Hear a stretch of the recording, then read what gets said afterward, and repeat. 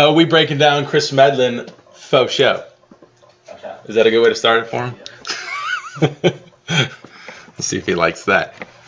All right, so we got 90 to 92. I got Steven and Matt Marksberry in here. Might shout out something they see. What's going down? Okay, so the only negative here is I let Steven motion capture the 92. So my first one. So the 92 is fucked up. It's his problem. I already see that your shoulder's lower here, but whatever. I did go back and make sure the key things I wanted to look at were pretty much legit. All right, so let's we'll go 6 frames in. We're gonna look at the initial movement. Which one's the harder one? The on the right is 92.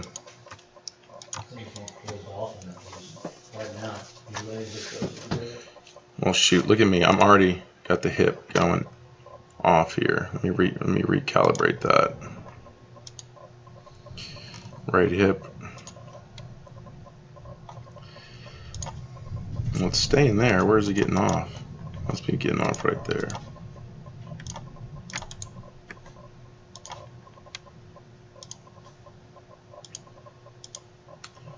Oh, well, let's see.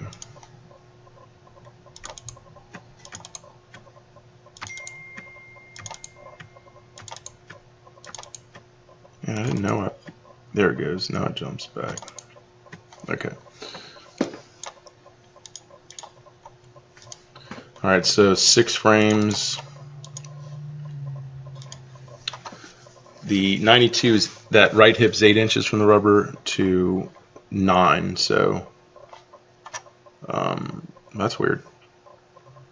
So a little bit more ahead, and it could be, Kris, you sit into your hip longer. We'll see. Knee is 7 to 5. So this knee is also in more. So it could be you're just collapsing, pushing your hip through, which has been his issue. Let's see, 12 frames. We can see that right hip's 16 inches from the rubber at 92 to 17. So you're still staying ahead. The knees are 13 to 15, kind of same thing, just staying in the same place. Let's go. Let me just see if the origin. That's what it is. The origin is just in a different place. So I think they're identical. Let me reset the origin here.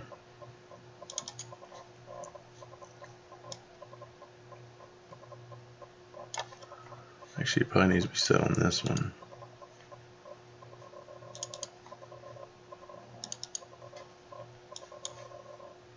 Yeah, this one could go out a little bit.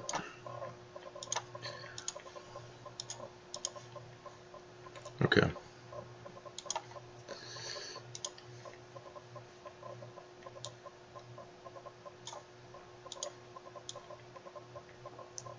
right, so 17, 17, look, they evened up.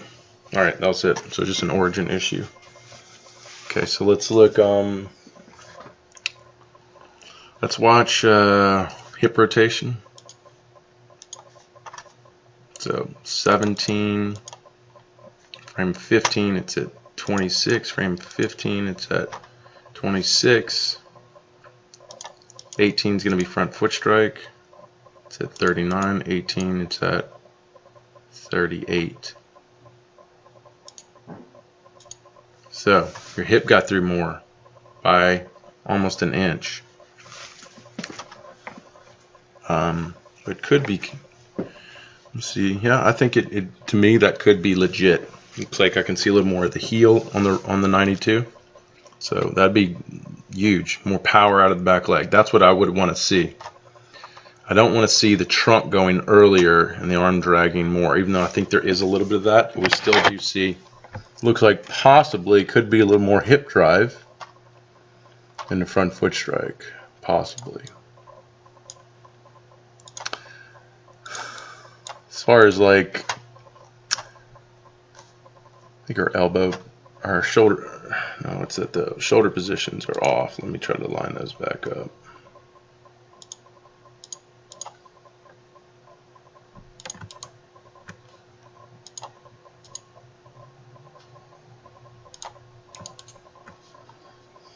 Okay. Right shoulder is 38 to 38, so that's the same.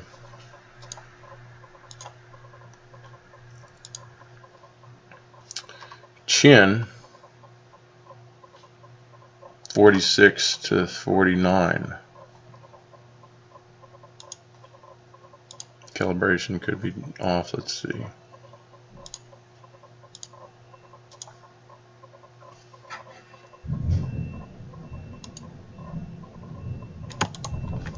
That looks more accurate to, oh.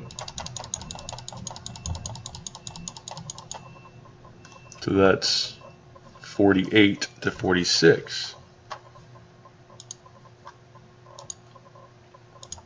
So you could be keeping your chin back, or it could be the hips got through and the chin stayed back a little bit more. Okay. Throwing elbow 28 to 27. So it does look like there might be, actually, which I would like to see, is less early trunk tilt forward in the 92. That's good. You can see some early external rotation here. The arm looks inside 90 more, which means more than likely that elbow is in more rotation. So there's probably a good chance that there's more shoulder rotation. So it does look like you drove a little harder, delayed your trunk better, separated, which is what I want to see. Here's going forward. I want to watch the front leg stability. So it's 61 here. It holds at 61. And it stays at 61. Let's see here in 90 at the 90. It holds at 61. Okay, it's pretty much the same. Okay, his front legs look the same. The left side looks more tucked here. So if we look at the left elbow, 59 to 57. Yep. Well, no, that would be higher. No, that's that way. No, so 29, it'd be 29. Yeah, so it is higher. So this elbow's 31 inches off the ground, and that one's 29. So that means this is tucking. So it could be another indication of even early trunk rotation, earlier trunk rotation. I want to follow this shoulder. Actually, let's follow this hip all the way through. It's at 4.7.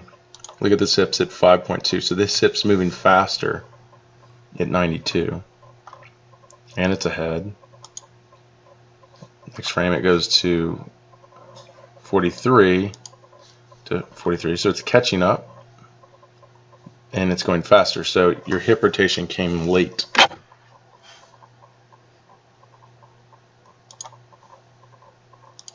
And it went 47, 46, so it came late, but tried to catch up.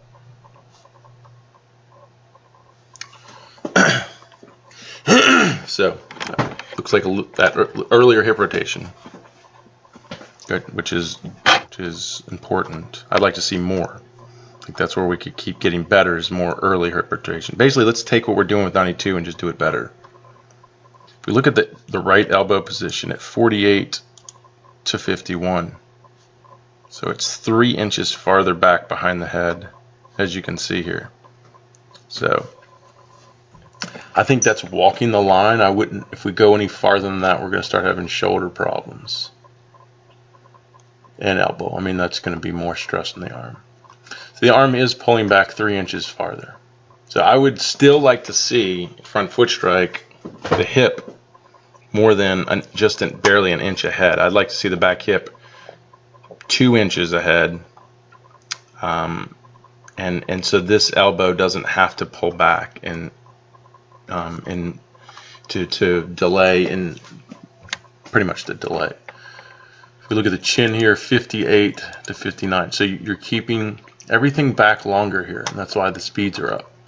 So I want to get the hip through more at front foot, so then the trunk has even more of a delay, because all it is just a delay of allowing energy up. So if we delay at the end where we get into a lot of thoracic extension, which I can handle the thoracic extension, but if we have to get into a lot of horizontal abduction, external rotation to create that delay, that's when the arm's getting toasted. So we can take away from this. So the goal would be to keep the throwing elbow at 51 inches from the rubber as opposed to 48, like at the 90 mile an hour range, but be able to produce the 92 mile an hour speeds, which would mean getting the hips through more, and then the trunk will come later, and then it can come more, that arm can come more engaged with the trunk and not dragging as much.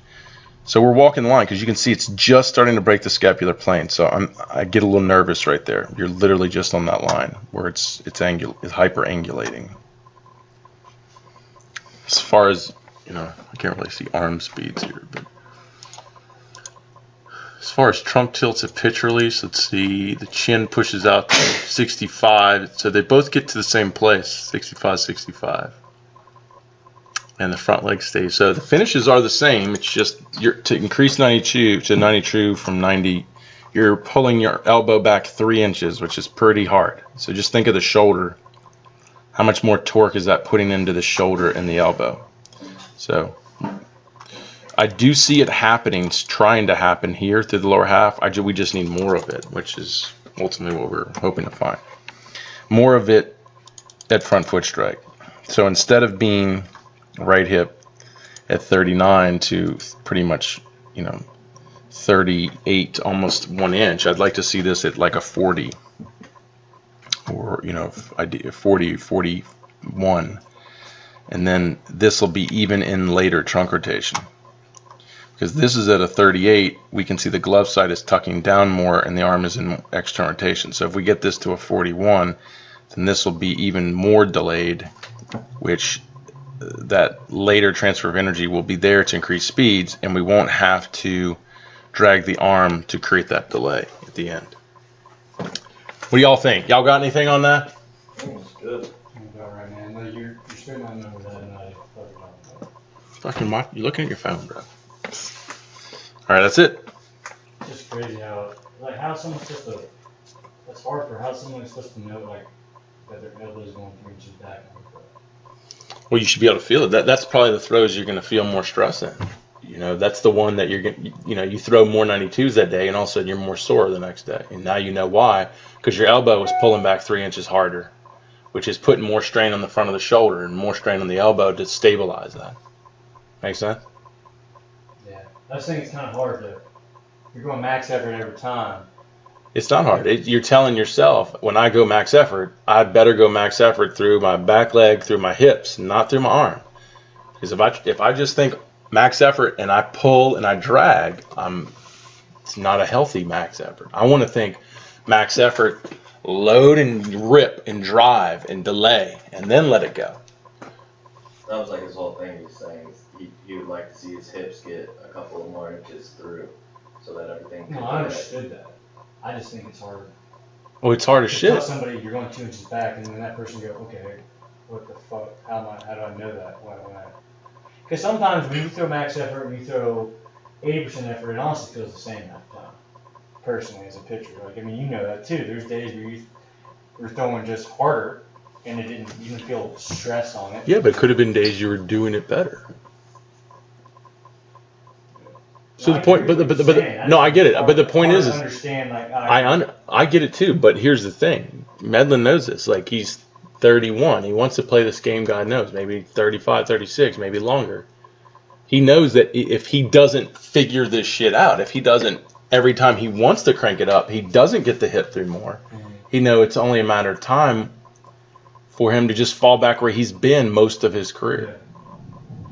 So it's like, to me, for him, it's like, I better fucking figure this shit out, And it's like I said, to me, it's just he knows, and everything he's been doing is sitting in that hip and just focusing on the power through the hip more than letting it eat, Just let it eat, meaning do what you already do and crank it up. We know that's going to pull on his arm a little bit, as opposed to, all right, I'm gonna do this right. I'm gonna load and drive and come out of my shoes. I want to hear my back foot driving off that fucking rubber. I want to feel the delay in my trunk, and that I'm gonna go max effort through that movement. I'm not gonna go max effort through whatever my body wants to do. I'm gonna only go max effort through that movement. Yeah, but that's hard. Like, obviously, you don't want to be doing that in a big league start. where it's like, all right, let's see how this works today. No, you want to have done that enough on side pins and simulated games, or games that don't matter, to where you know how to do it. You feel comfortable with, all right, I'm gonna crank it up. This is how I crank it up. All right, felt good. It was right there.